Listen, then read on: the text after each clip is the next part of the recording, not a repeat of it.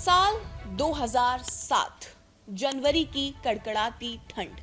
लेकिन गोरखपुर की हवा में ठंड नहीं बल्कि डर और तनाव खुल चुका था। शहर धीरे धीरे एक ऐसी आग में जल रहा था जिसे बुझाना अब आसान नहीं था। गलियां खून और आग के साए में डूब चुकी थी।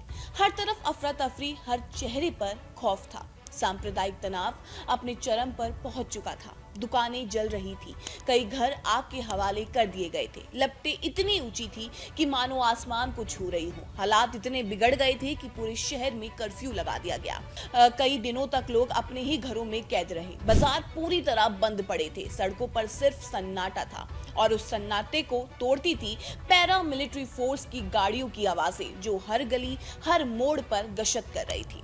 गोरखपुर उस वक्त सिर्फ एक शहर नहीं था बल्कि एक जख्म बन चुका था। जी हां, 25 जनवरी साल 2007 मुहर्रम के 7वें दिन गोरखपुर बख्शीपुर इलाके में कोतवाली थाना के अंतर्गत मुहर्रम का जुलूस निकल रहा था। भीड़, शोर और धार्मिक माहौल। लेकिन इसी बीच एक शिकायत ने माहौल बदल दिया। कुछ युवकों पर हिंदू लड़कियों से छेड़खानी का आरोप लगा। जो शुरुआत में सिर्फ एक मामूली झगड़ा था, वो देखते देखते हिंसा में बदल गया। बहस हुई, हाथापाई हुई और फिर चाकू निकल आए। इस झड़प में एक युवक गंभीर रूप से घायल हो गया और अस्पताल में उसने दम तोड़ दिया। पुलिस हरकत में आई। तुरंत 2 आरोपियों को गिरफ्तार किया गया। इनमें से एक का नाम था शमीम। दोनों आरोपियों को सरकारी जीप में बिठाकर कोतवाली थाने ले जाया जा रहा था। लेकिन रास्ते में हालात और भी ज्यादा बिगड़ गए। दूसरी तरफ की भीड़ ने जीप को बीच में ही रोक लिया। आरोपियों को बाहर खींच लिया गया और फिर तलवारों और चाकुओं से हमला कर दिया गया। इसी हमले में राजकुमार अग्रहरी नाम के व्यक्ति को गंभीर चोटें आ गई। उसे अस्पताल में भर्ती भी करवाया गया। हालांकि बाद में युवक की इलाज के दौरान मौत हो गई। 2 मौतें और गोरखपुर में आग भड़क उठी। दोस्तों, ये सिर्फ एक आपराधिक घटना नहीं थी, ये अब एक सांप्रदायिक दंगों में बदल चुकी थी। पूरा गोरखपुर तनाव की चपेट में आ गया था। तनाव कब होने का नाम नहीं ले रहा था। ये सिर्फ दंगे नहीं थे, ये एक ऐसा तूफान था जिसने गोरखपुर की शांति को पूरी तरह हिलाकर रख दिया था। हालांकि उसी समय गोरखपुर से सांसद योगी आदित्यनाथ कुशीनगर में मौजूद थे। जैसे ही उन्हें इस घटना की खबर मिली, वो तुरंत सक्रिय हो गए। उन्होंने गोरखपुर जाने का फैसला किया और पीड़ित परिवार से मिले। साथ ही धरना प्रदर्शन का ऐलान भी कर दिया। लेकिन उस वक्त उत्तर प्रदेश में मुलायम सिंह यादव की सरकार सत्ता में थी और प्रशासन को डर था कि योगी का गोरखपुर जाना हालात और भी ज्यादा बिगाड़ सकता है। चुनाव भी नजदीक थे, राजनीतिक समीकरण भी दांव पर थे और फिर एक बहुत ही बड़ा फैसला लिया गया। मुलायम सिंह यादव के निर्देश पर योगी आदित्यनाथ को गिरफ्तार कर लिया गया और यहीं से शुरू होती है वो ऐतिहासिक कहानी जब एक मौजूदा सांसद को जेल भेजा गया। 11 दिन तक सलाखों के पीछे रखा गया और बाद में संसद में खड़े होकर योगी फूट फूट कर रो पड़े। जी हां, आज इस वीडियो में हम बात करने जा रहे हैं उत्तर प्रदेश की राजनीति के एक ऐसे काले अध्याय की जिसने साल 2007 में पूरे गोरखपुर को हिलाकर रख दिया था। वो दौर जब योगी आदित्यनाथ आज की तरह मुख्यमंत्री नहीं बल्कि गोरखपुर से सांसद और गोरखनाथ मठ के महंत थे और दूसरी तरफ सत्ता में थी मुलायम सिंह यादव की सरकार। लेकिन फिर कुछ ऐसा हुआ जिसने राजनीति, प्रशासन और समाज तीनों को हिला दिया। एक सांसद को गिरफ्तार कर लिया गया, गोरखपुर में दंगे भड़क उठे और हालात इतने बिगड़ गए कि पूरा शहर कर्फ्यू में चला गया। लेकिन सबसे बड़ा सवाल, योगी आदित्यनाथ को क्यों गिरफ्तार किया गया और आखिर क्यों संसद में खड़े होकर वो रो पड़े। जी हां, ये कहानी है दंगों की, सियासत की, जेल की सलाखों की और संसद में छलकते आंसुओं की। तो चलिए शुरू करते हैं। दरअसल साल 2007 में उत्तर प्रदेश में मुलायम सिंह यादव की समाजवादी पार्टी की सरकार थी। मुलायम सिंह यादव सीएम थे और उनके बेटे अखिलेश यादव अभी अभी राजनीति में नया नया कदम रख रहे थे। वहीं गोरखपुर शहर, जो गोरखनाथ मठ का गढ़ है, वहां हिंदू मुस्लिम तनाव चरम पर था और 25 जनवरी 2007 को गोरखपुर में मुहर्रम जुलूस के दौरान छेड़खानी से शुरू हुआ विवाद चाकूबाजी और 2 युवकों की मौत तक पहुंच गया, जिसके बाद भीड़ ने आरोपियों पर हमला कर दिया। 2 मौतों के बाद हालात बेकाबू हो गए, हिंसा फैल गई, दुकानें, घर जला दिए गए और पूरा शहर कर्फ्यू की चपेट में आ गया। एक छोटी घटना ने बड़ा सांप्रदायिक और राजनीतिक रूप ले लिया। उस समय योगी आदित्यनाथ गोरखपुर से सांसद हुआ करते थे और वो हिंदू युवा वाहिनी के प्रमुख भी थे। वो उस दिन कुशीनगर में थे। जब उन्हें गोरखपुर दंगों की खबर मिली तो उन्होंने तुरंत एक्शन लिया। उन्होंने गोलघर चैतना तिराहा पर धरना और पब्लिक मीटिंग का ऐलान भी कर दिया। उनके समर्थक तुरंत सक्रिय हो गए। डॉक्टर राधा मोहन दास अग्रवाल, जो तब पहली बार विधायक बने थे, तब की मेयर अंजू चौधरी, हिंदू युवा वाहिनी के अध्यक्ष सुनील सिंह, ये सब लोग प्रोटेस्ट और भाषण दे रहे थे। योगी जी कुशीनगर से गोरखपुर की ओर रवाना हो गए।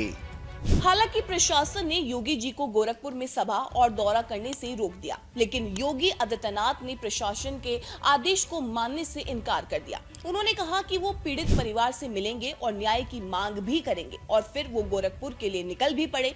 हालांकि मुलायम सिंह यादव की सरकार पूरी तरह से डर चुकी थी, क्योंकि चुनाव आने वाले थे। अप्रैल मई 2007 में विधानसभा चुनाव था।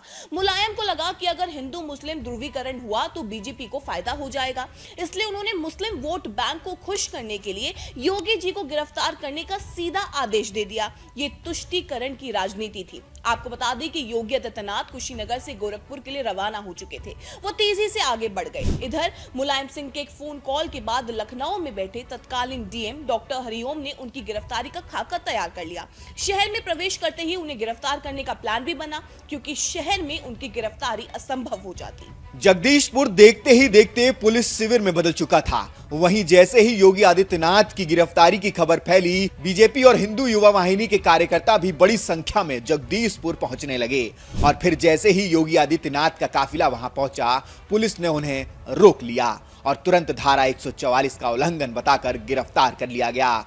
योगी आदित्यनाथ पर भड़काऊ भाषण देने, समुदाय विशेष के खिलाफ माहौल बनाने और कानून व्यवस्था को चुनौती देने का आरोप लगाया गया। लेकिन गिरफ्तारी आसान नहीं थी। कार्यकर्ता भड़क उठे थे, पुलिस से भी भिड़ गए थे। मौके पर अफरा तफरी मच गई। इसी दौरान बीजेपी अनुसूचित मोर्चा से जुड़े सेना से रिटायर्ड कार्यकर्ता रामभूषण पासी ने एक सीओ रैंक के अधिकारी को पटक दिया। किसी तरह पुलिस और योगी को वहां से निकालकर पुलिस लाइन ले जाया गया, लेकिन विरोध थमने का नाम नहीं ले रहा था। योगी को वज्र वाहन में बैठाकर जेल ले जाया जा रहा था, लेकिन रास्ते में कार्यकर्ता सड़कों पर लेट गए, खुद गिरफ्तारी देने की मांग करने लगे। भीड़ इतनी ज्यादा थी कि महज 4 किलोमीटर की दूरी तय करने में पुलिस को पूरे 8 घंटे लग गए। और उधर शहर में हालात फिर से बिगड़ने लगे। जगह जगह आगजनी, दुकानों और गाड़ियों को जला दिया गया। पूरा शहर हिंसा की चपेट में आ गया। आखिरकार प्रशासन को भी कर्फ्यू लगाना पड़ा।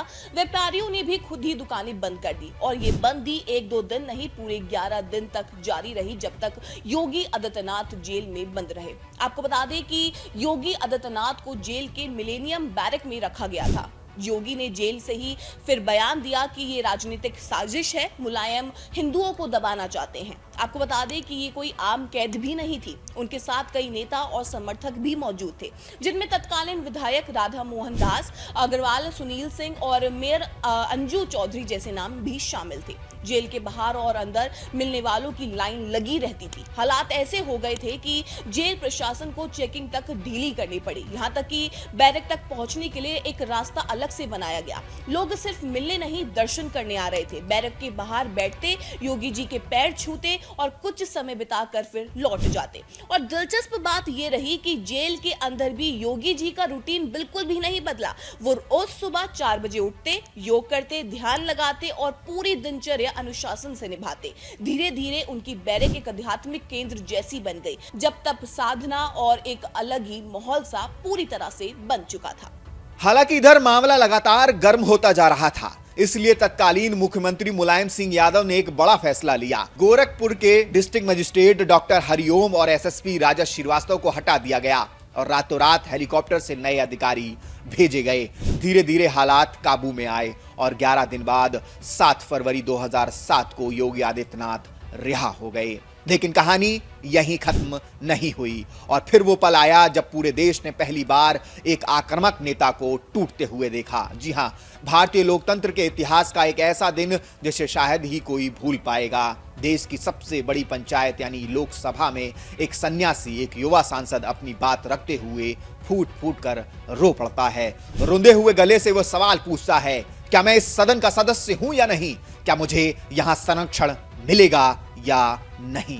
दरअसल 12 मार्च 2007 को संसद का सत्र चल रहा था। कैमरे ऑन थे और खड़े थे योगी आदित्यनाथ। योगी जी संसद में बोलने के लिए खड़े हुए, लेकिन बोलते ही फूट फूट कर रोने लगे। पीछे बैठे सांसद ने योगी जी के कंधे पर हाथ रखा और बगल में बैठे सांसद ने रुमाल से उनके आंसू पोंछे। स्पीकर सोमनाथ चटर्जी ने भी कहा कि योगी जी रोइए मत, आराम से अपनी बात रखिए। फिर योगी जी बोलना शुरू करते हैं। वो कहते हैं कि मैं इस सदन का सदस्य हूं, लेकिन मुझे बोलने का मौका नहीं दिया गया। मुझे जानबूझकर टारगेट किया जा रहा है। मैं पूछना चाहता हूं कि क्या मेरी गलती सिर्फ इतनी है कि मैं अपने क्षेत्र के लोगों के लिए आवाज उठाता हूं? गोरखपुर में जो हुआ उसमें मेरा क्या दोष था? मैं सिर्फ पीड़ित परिवार से मिलने जा रहा था। आज मैं पूछना चाहता हूं कि क्या मैं इस सदन का सदस्य हूं या नहीं? क्या सदन मुझे संरक्षण दे पाएगा? मैंने समाज की सेवा के लिए संन्यास लिया है। मैंने अपना परिवार छोड़ दिया, माँ बाप को छोड़ दिया, लेकिन आज राजनीतिक द्वेष के कारण मुझे अपराधी बना दिया गया। मैं राजनीति को पेशा नहीं मानता। मैंने समाज के लिए अपना जीवन समर्पित कर दिया है। मुझे राजनीतिक साजिश का शिकार बनाया जा रहा है। अगर सदन मुझे सुरक्षा नहीं दे सकता तो मैं आज ही इस्तीफा दे दूंगा।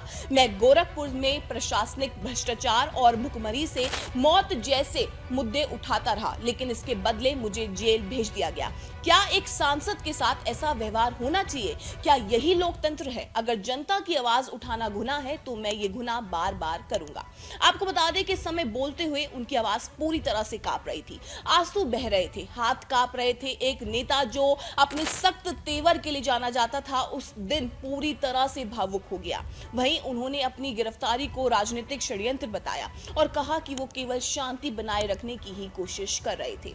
ये आंसू राजनीतिक साजिश के थे। संसद में दृश्य देखकर भी कई सारे सांसद भावुक हो गए। लाल कृष्ण आडवाणी, सुषमा स्वराज समेत कई नेताओं ने उनका कंधा थपथपाया और समर्थन भी दिया। आपको बता दें कि ये पल बहुत बड़ा बन गया। स्पीच इतिहास बन गई और पूरे देश में चर्चा का विषय बन गई। ये वीडियो आज भी सोशल मीडिया पर वायरल है। बता दें, वैसे ये मुलायम सिंह यादव ने मुस्लिम तुष्टीकरण के लिए योगी जी को निशाना बनाया, लेकिन इन सब फैसलों के बावजूद मुलायम सिंह यादव मुस्लिम समुदाय का पूरा भरोसा जीत नहीं पाए। जब विधानसभा चुनाव हुए तो समीकरण पूरी तरह बदल गया। मुस्लिम वोट बैंक ने रुख मोड़ लिया और समर्थन चला गया मायावती की तरफ। नतीजा ये हुआ, बसपा ने 206 सीटें जीत ली और पहली बार मायावती ने अपने दम पर पूर्ण बहुमत की सरकार बना ली। आपको बता दें कि मुलायम सिंह का योगी आदित्यनाथ को गिरफ्तार करना एक बहुत ही बड़ी राजनीतिक भूल माना जाता रहा है, क्योंकि इस कदम से फायदा कम और नुकसान उनको ज्यादा हुआ। योगी आदित्यनाथ एक आक्रामक और मजबूत हिंदुत्ववादी नेता के तौर पर उभर कर सबके सामने आए। जेल जाना उनके समर्थकों के लिए एक संघर्ष का प्रतीक बन गया। कई लोगों को ये लगने लगा कि उनके नेता के साथ अन्याय हुआ है। यही वजह थी कि लगातार उनके समर्थक सड़कों पर उतरे। उनकी रिहाई की मांग तेज होती गई और कहीं ना कहीं इस एक फैसले ने योगी आदित्यनाथ को एक बड़े जननेता के रूप में स्थापित भी कर दिया।